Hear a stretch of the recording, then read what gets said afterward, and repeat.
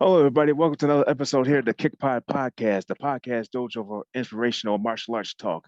I'm your host, TJ Williams, fourth degree black belt of the Chuck Norris system, giving the insight of my martial arts journey, discussing and analyzing martial arts based subjects, and highlighting individuals involved in martial arts of all styles, past, present, and future. For those who just joined me on this show for the first time, this is a pre recorded episode. So, whatever I talk about in this episode is either already past or is coming up. So I'm not going to go into many details of world news other than the passing of Tina Turner, of course, a pioneer in the music business. So she passed away at the age of 83. So hopefully my everything's going to be all right with her friends and family. And then, of course, the music world will be moving on as well as with everything else in the world. All right, so I got a guest with me today, coming from Boulder, Colorado. Of course, he's a martial arts Hall of Famer, and he's studies the style of ninjutsu as well as kung fu. And he has two podcasts of his own, the MAT, which stands for Martial Arts Talk, and the parenting podcast called Beyond Risk and Back. And he uses ADHD as a superpower, which pretty much fits with me because yeah, I use that as a superpower. So I like everybody to introduce you to Aaron Huey. So he decided he agreed to be on the show today. So I know it's going to be 20 or 30 minutes because I got to teach a class of myself. Uh, so how we doing? TJ, thank you so much. And again, I know I changed so many times on you. I just want you people to know how patient and compassionate you were to my nomadic lifestyle. So I appreciate you so much. Thank you for having me on the show. And thanks for letting me shout at your audience. Yeah, thank you so much. Yeah. So of course, I'm. It's actually good that I'm talking to a Hall of Famer. Of course, I think I had a couple of Hall of Famers on my show, but definitely, if not, then you'll be the first. Well, that'd be awesome. I'd be honored if that's the case. I was inducted last year in July. Professor John Terry was extremely generous. I had gone to the Hall of Fame itself just to do my podcast, and I had co-created a class to certify instructors in working with heavily traumatized children. And of course, I'm sure that's a topic we'll get into in the class, but that's my specialty, and that's where my martial arts school began. And so in conjunction with the Martial Arts Hall of Fame, I had created this course. And through the experience and doing all the interviews and creating all the certifications, John Terry, out of his benevolent heart, he himself nominated me, and I did not know that I had been nominated until the day of the award ceremony. And I was overwhelmed, of course, honored.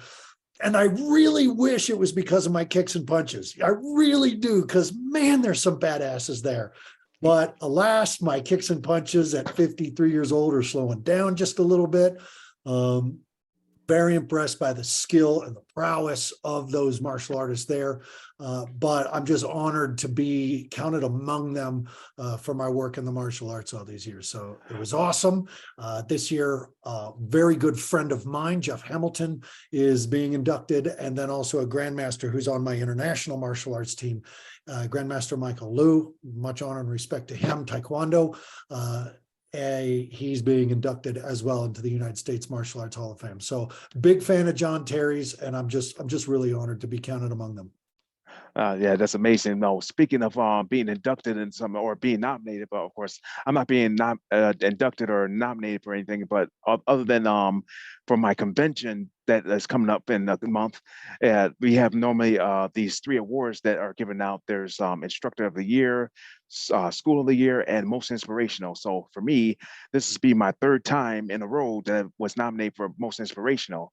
So the first two times I didn't win, but likely this year I might win. But if I don't, then likely somebody's going to nominate me next year. So I mean, yeah, just saying that, like everything you were talking about just right now, this pretty much is the path I'm going through, actually being inspirational to these kids, not just through kicks and punches, but through my life experience. So yeah, I can relate to what you're doing right now. Yeah, well, thank you, and good luck to you. And I'm rooting for you. I tell you, the difference that I experienced in starting my martial arts school. I started just a very small school in Boulder, Colorado. And very early on, I had a parent contact me. She was a teacher. I had worked with her son off and on in some kids camps that I was the assistant director of in the town of Boulder. And she had just caught her 6-year-old trying to kill himself for the third time. She walked in on him. He was trying to hang himself in the bathroom. And she called me up, obviously in tears, very desperate. And she said, can you work with him? Can you do something? And what are you going to say? No? So of course you say yes. And the way of the warrior is we say yes and we figure it out, right? We learn on the way up. We launch the rocket. We build it on the way to the moon. And so I said yes, and I set up a private session with this kid. And then I just spent those next 2 days immersing myself into how to talk to a child about suicide. And what I loved about the information that I was receiving was like, no bullshit. Don't cut corners, don't cupcake, don't cookie it. This child has thought of everything. You ask them what their plan was. You find the details. You step into their darkness. And as martial artists, that darkness that we study and that discipline that we have of practicing these techniques, whether they're death strikes or whether they're just good old-fashioned front kicks where you're just finding your technique and your form, we're in that shadow, right? That way of the warrior is to be able to walk in the shadow, but you walk through that shadow all the way to the light. And that's what this 6-year-old did in this conversation, is he marched his butt right towards the light. And I said, we made a behavior contract at the end of the conversation where I said, listen, in 1 year and 1 day, if you don't hurt yourself, and if you reach out to your 3 phone numbers, if you feel like hurting yourself, you make a phone call, you tell your mom, you call me, I don't care what time of day or night, I'm with you. I will stand in that cave and I will face that dragon with you. In 1 year and 1 day, if you are successful, I will buy you a Viking sword. Well, I am so happy to say that that man is 25 years old. He has a degree in Norse mythology and Norse studies, so that Viking sword counted for something. He was with me when I was inducted into the Hall of Fame, and we worked together, and we've designed a video game that currently has 95,000 users. So not only is alive, but he's the Thrive, and he's my hero. And that started for me this path of, I want those kids. I want the kids who the other people don't know how to reach. I want the hardest ones. That's going to be my martial arts path. I want to be in the darkness with these kids. I want to be in the shadow. I want to fight dragons. That built a martial arts school, very successful, because obviously this woman was a teacher and told counselors. And then that turned into us running these camps for these ADHD kids and these kids struggling with mental health. And that turned into us, and I mean my wife and I, running after school camps, and then running summer camps, and then running teen rites of passage programs, until one day a woman said, can my kid just come live with you? Because when he's with you, he does great. When he's with me, it's drugs, it's mental health, it's depression. My wife and I said yes. And a week later, TJ, we had 6 boys living in our home and 4 more on a wait list. And we had opened a sober home for teenage boys. That grew and grew and turned into a residential mental health and addiction recovery center for adolescents, co-ed. And we ended up winning top 50 healthcare provider in the United States.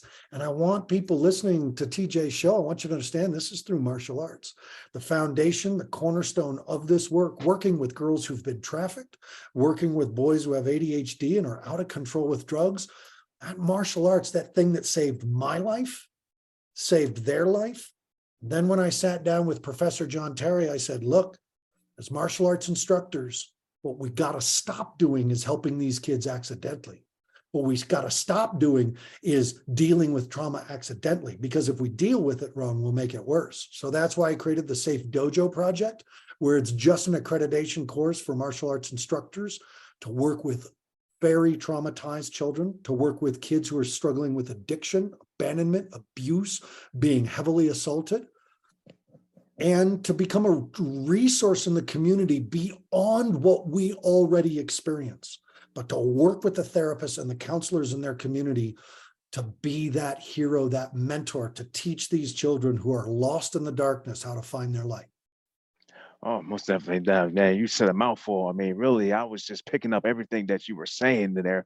But I'm definitely want to go back to that later. But definitely, one thing about my podcast when I'm interviewing guests is to highlight the guests themselves. So we're going Yeah, to take a step backwards, well, back in time with you. So I got three questions for you to kind of to understand your past and getting into your current point right now. So yeah, please. the first three questions would be like, describe yourself before getting into martial arts. What's that one event that got you interested, and what was that one event that pushed you to get started? So I was I never met my biological father. I was bullied mercilessly as a kid, and I was sexually assaulted. And so I had a great dad, the man who raised me, not my father, but the man who raised me, best daddy I could ever ask for. My mom was awesome, but I struggled because I had that self-loathing, that self-deprecation from not having a biological father. You know, how could I be lovable if that man who's supposed to be sitting in that seat isn't here? And so that was rough, and that led to being bullied. I was in seventh grade, and Richard Pappenfuss, we called him Pappy. He was our PE teacher, you know, and this is back in the 70s. Started teaching us karate. I thought, I've never heard it called that, right? It's always karate and all the TV shows and everything. And I liked the shows all right enough, but he started teaching us and I was in love, man. He would let us go out into the park next to the school and we'd have a partner. We'd hide behind trees, run out and grab our partners in a chokehold. We'd flip them and stuff onto the grass. And I loved it. And I was getting bullied. This was seventh grade. I was 12 years old. I was getting bullied so bad. He kept me after class one time. So that's what got me started. Kept me after class one time. And he said, Aaron, come here. All the kids had left. And we went over onto the wrestling mats. And he said, I want you to flip me. Now, this was a big man. This was a big man. I'm talking 280, maybe 3. And I wasn't even a $105 soaking wet, holding 100 pounds in my hand. Like I was a tiny kid. And I started crying, you're going to crush me. I can't do it. I can't do it. And he grabbed me by the shoulders and he said, stop pretending you can't do stuff. And he flipped me around and he grabbed me in a serious chokehold. Now, remember, this is the 70s. Teachers could still do that to kids. And I grabbed the elbow. I hold his skin out, tuck my chin, twist the skin, tuck the chin, step back into his center line, and the man just flew over my shoulders. He hit that ground on that mat, boom, echoed through the gym. He got up and he was out of breath, like I had knocked the wind out of him. And he said, you can do it. Go show him. And I walked out of there, and that was, now martial arts is every day for the rest of my life. Even in my dark years of drug addiction, because when I got sexually assaulted, I was quite a bit older, and I went into the deep and dark of drugs. But that martial arts, man, I just celebrated 3 days ago. I just celebrated 25 years sobriety. One thing I've done since I was 12 years old to the age of 53 is martial arts. So that's it. It didn't just save my life, but it stayed with me in those dragon times. But I have to credit Richard Pappenfuss. Now, when I was in high school, my parents did a pretty kick butt thing. They sent me to Japan. And while I was out there, I didn't know, I was an exchange student. And I didn't know, but I was living in the town where Grandmaster Masaki Hatsumi, the 34th Grandmaster of Togakuri Ninjutsu or Nimpo Taijutsu, lived. And I got to meet him. And I went to the museums. Now, this is in the 80s with all the ninja movies going nuts. And I got invited to study with him and his students. So I spent 3 months doing nothing but ninja. So while other kids were skateboarding and throwing a Frisbee, I was on top of ropes on the treetops with ninjas, 6th degree and higher, and playing hide and seek with ninjas and learning Nimpo Taijutsu. And that shook me. But what happened is when I came home, my first day back at school, within the first 2 weeks of school, my bully from middle school grabbed me in the hallway and he put me in a chokehold and I dropped him. And everybody in the hallway, because we all, a small town, we all grew up together. They had all known this kid made my life a nightmare. But all of a sudden he's laying on the ground and I'm standing there in Ichimanji no Kamae. And they're like, what the? And that was it. That was the beginning of, all right, I got power, I got force, I got both. And that's how it began, man.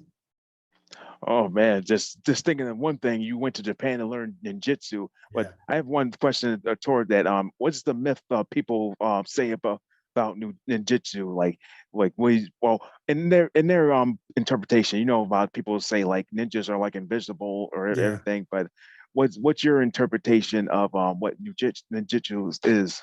Well, we could say Grandmaster Hatsumi and Stephen Hayes, they've spent a lot of time really exposing the truth behind these myths. The number one truth being, we know the myths, we promoted the myths. That's part of ninjutsu. Nin means perseverance.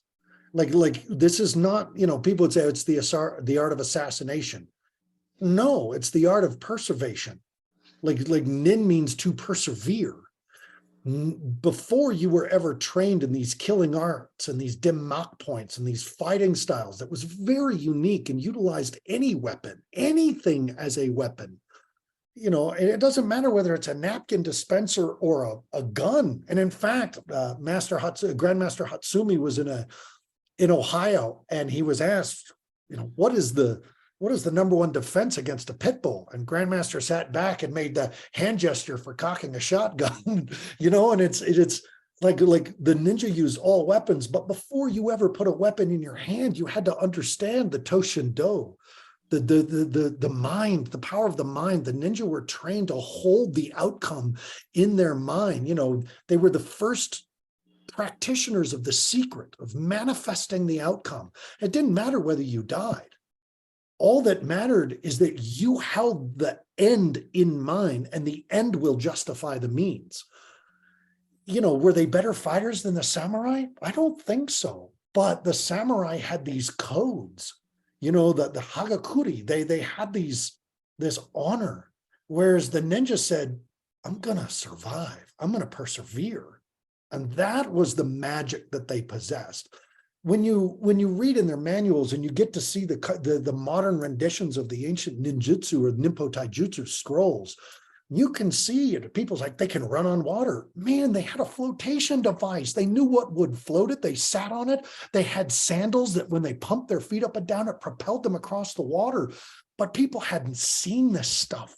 You know, when their blinding powder was flour, cayenne pepper, and ground nettle.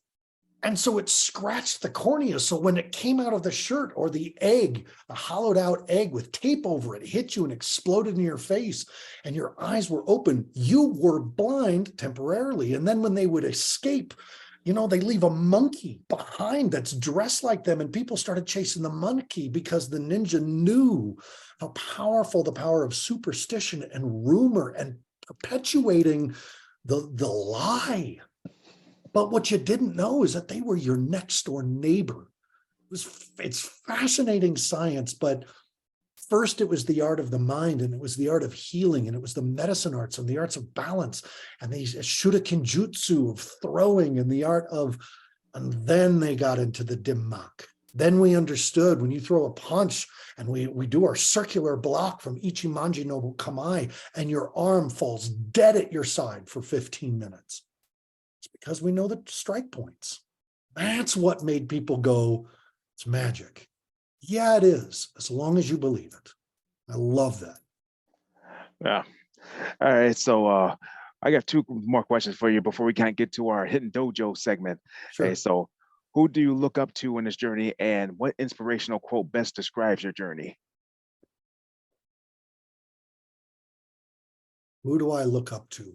You know, I'm going to come back to Grandmaster Masaki Hatsumi simply because I was 16 years old. I was a nobody. Man, I was from Longmont, Colorado, like just the middle of nowhere, some hick town. And this guy spent 2 hours with me in his private meditation dojo. I'm literally with one of the most powerful martial artists on the earth.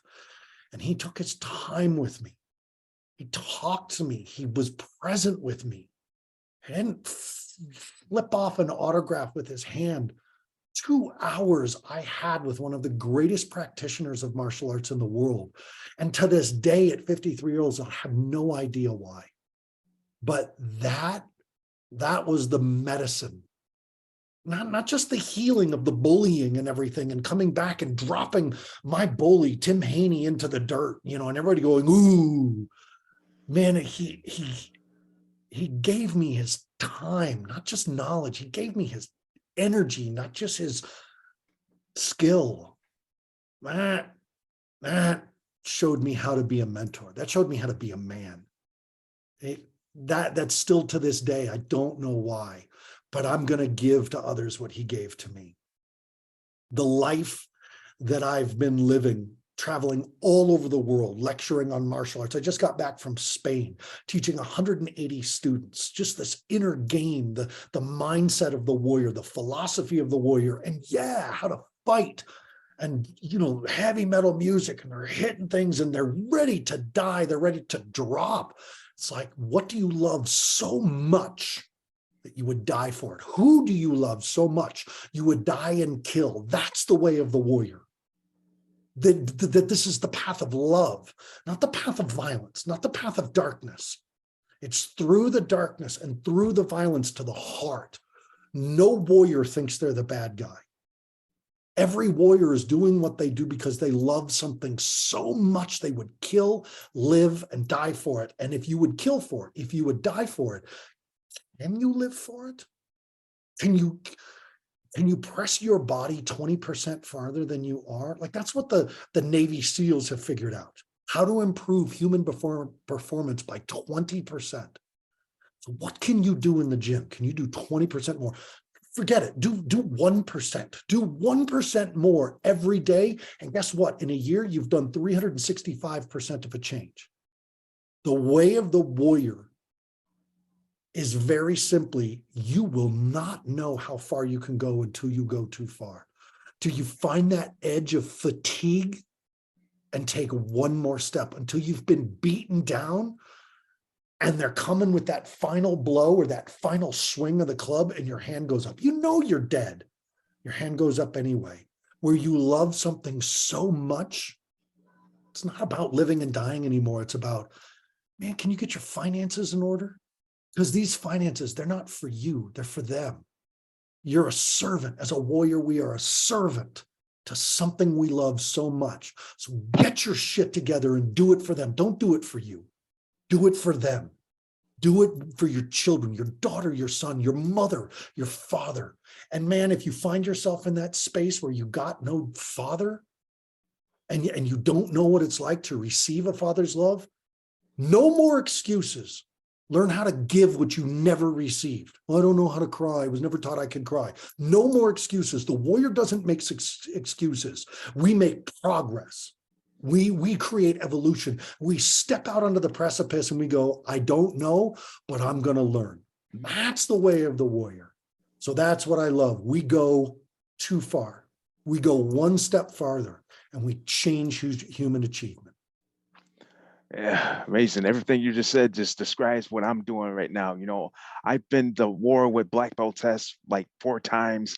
And, I'm telling these students that I'm not doing this for myself. I'm doing this for you. I mean, I went to war for you. I mean, Yeah. especially for me going for 5th degree in a month. I mean, I won't be testing physically, but I'm going up there to get that 5th degree for them. I mean, that's what I'm basically putting my time in, other than going home after work. I'm just taking my time away from going home and trying to save these students. And just what you was talking about, that 6-year-old that you saved from suicide, I'm thinking about my one student whose father passed away, and he was just emotionally broken down. And, of course, I was thinking he was going to quit, but, I always was pretty much like checking on him, seeing how he was doing, because I knew who his father was. And yet his mother, of course, I contacted her a couple of times and try to make sure he was good. And I was like, tell him to take his time, like get it all in and come back and I'll be ready for you. Yeah, that's it. Yeah. That's it. Is that we teach these kids how to go through the darkness, and when they emerge, we're still standing there. That's what a mentor is. And sometimes if they can't face the darkness, you take their hand, you grab your spear and you go, come on, I got you. I got your back. I got your back no matter what. I know life sucks. I really do, man. I really do. I've been in my own darkness, so I can handle yours. Let me show you how. And then one day, you got to take it on. You got to pass it on. That's why I created Safe Dojo. That's why I teach parents how to work with teenagers who are really struggling. That's why. It's because somebody did it for me. Grandmaster took his time and he gave me light and life. A man took his time and he became my dad. Right. And that's what it means to be a man. You go do this for someone else. Right. Someone saved your ass. You go save someone's ass. And by that, we'll save each other. Yeah, definitely. All right, ladies and gentlemen, we have reached our Hidden Dojo segment of the podcast. So this is where I ask Aaron a couple questions. Basically, this is basically the fun part. So definitely, besides martial arts, this is basically the fun side of you. You ready for this? Bring it. All right, so I'm gonna ask you this two-part question. All right, what's the best piece of advice you ever gotten, and what's the worst piece of advice you ever gotten? I'm going to start with the worst. One of my first martial arts instructors, Sensei Stevens. God bless his heart, man. Military, served his country, but had the old school screaming and yelling at you. And I was a little kid. I was just trying to begin. And he said, "Stop crying."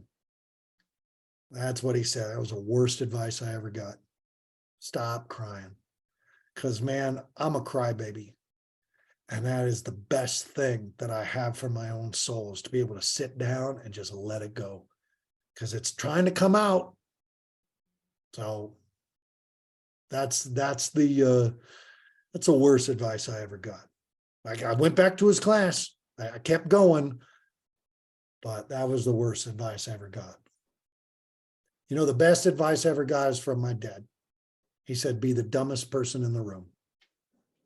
If you're the smartest person in the room, you're in the wrong room. Go be the dumb one." Because when you're dumb, you win and you learn. When you think you're the smartest, you're back to win and lose. So I credit my dad for that one. One thing I normally say to my students, it's better to humble yourself and be exalted later than exalting yourself and being humbled later. Yeah. Yeah, man, there ain't nothing like ending up face down on the mat with a bloody nose and going, "Well, I just learned something." And I mean, having my ninjutsu instructor, he's demoing with me. He goes, "You punch," and I threw a punch, and he grabbed my hand in the air. And he goes, "Oh, you're a kind man." I was like, "Oh, okay." And I swung full tilt on this dude, and he pretzeled me. I'm laying on the ground. I'm in so much pain. Everything's twisted up. I am a pretzel. And he says, "Again." And then so you get up and you slow that punch down so you can see what he did. And he showed me what he did. And then what I love about Ninpo Taijutsu, you learn it enough, and then the instructor comes around. He wants you to do it to them. We always knew what we were doing work because we could put the instructor on the floor. But you know what? Always make sure you can kill your students. Never teach them everything. That is also something Grandmaster said.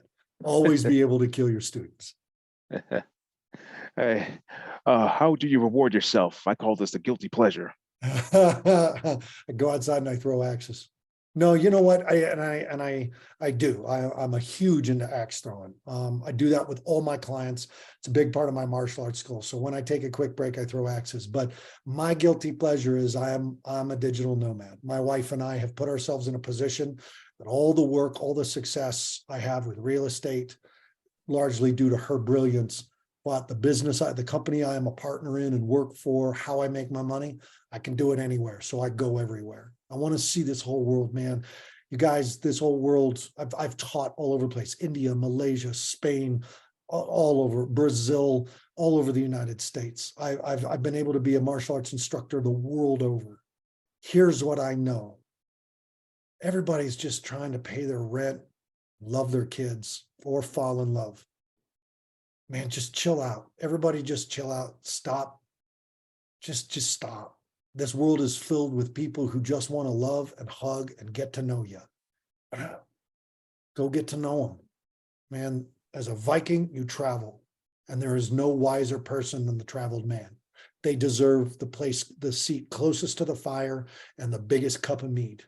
And so when a traveling man comes to your home, welcome him in and start asking questions. But yeah, that's my guilty pleasure. I live on the road. I love it.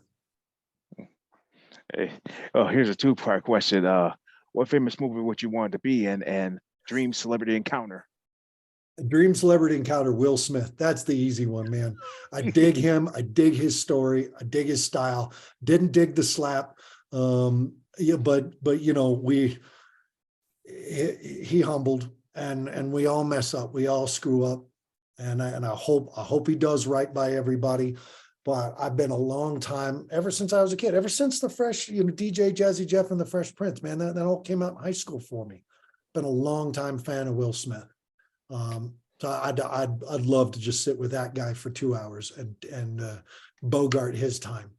I was just remembering the other question. What was it? What famous movie would you want to be in? Lethal Weapon.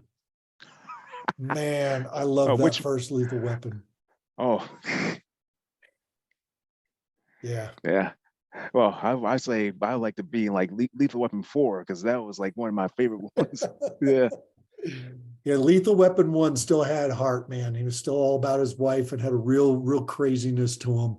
But that whole franchise was just great. But Lethal Weapon 1, I love that movie. Yeah. All right. So final question.